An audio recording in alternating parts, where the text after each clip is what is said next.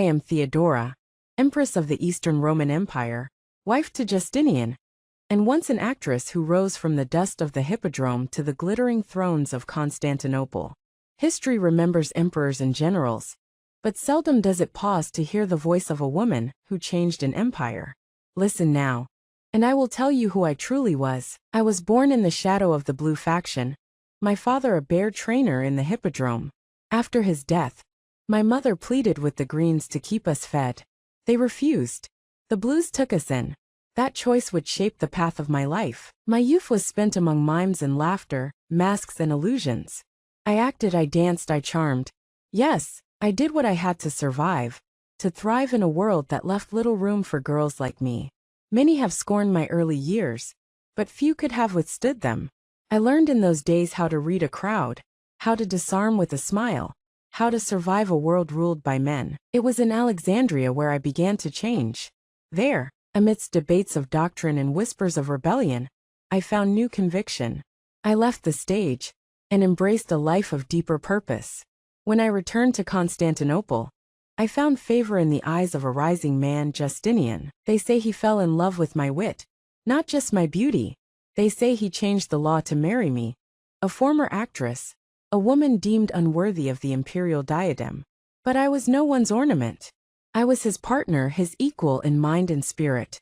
On the day he was crowned, I stood beside him, my eyes unflinching, my will unbroken. In 532, the city burned with rage. The Nika riots shook the very foundations of the palace. Senators plotted, mobs surged, and the blues and greens united in rebellion. Justinian wished to flee. I refused. I spoke words that would define me. Purple is the noblest shroud. Better to die as an empress than live as an exile. My courage steeled his resolve. And so the revolt was crushed. Thousands died in the hippodrome, but the throne endured. And with it, the vision we built together. I shaped law, not merely observed it.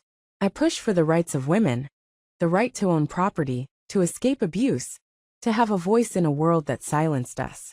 I opened convents, homes for the vulnerable, and I reminded bishops that even emperors must bend to God's justice.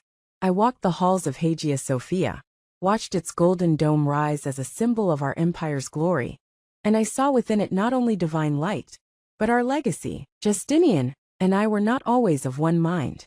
He was a dreamer of conquests and codes. I more cautious, more attuned to the pulse of the streets. Yet we completed each other. I calmed his temper, and he trusted my counsel, even when others resented it. I was not without enemies. Many in the Senate despised me. The church whispered against me, and the court schemed endlessly. But none could deny my influence. Ambassadors bowed to me. Generals listened, and foreign queens wrote letters seeking my favor. I did not merely reign, I ruled. I influenced ecclesiastical decisions, siding at times with the Monophysites when the empire demanded unity under Chalcedonian doctrine. I understood that religion was not merely faith, but a force that could either unify or divide an empire. My role in religious affairs was not decorative. It was decisive. Spartan in discipline, Byzantine in cunning, I carved a place for myself in a world that would rather forget women like me. I shielded victims of trafficking, intervened in unjust legal proceedings, and reminded the empire that justice without compassion is tyranny. As the years passed, my health waned. Illness crept into my body like a shadow, and even the great physicians could not halt its march. Still, I kept my head high, continuing to advise, to protect what we had built. I died in 548, before my husband, leaving him to walk the marbled halls of the palace alone. I wonder in those last years if he missed my fire. And what of legacy? They called me many things, a harlot, a saint, a sorceress, an empress. They feared me, adored me, envied me. But I, Theodora, was more than the sum of rumors and robes. I was the voice of the voiceless, a protector of the powerless, a woman who rose not by permission but by will. Look upon the dome of Hagia Sophia, and think not only of the emperor who built it, but of the woman who stood beside him, unyielding. My name echoes not in marble alone, but in every law that freed a woman, in every girl who dared to rise from the dust and speak. I was Theodora. I ruled not in silence but with strength, and I will not be forgotten.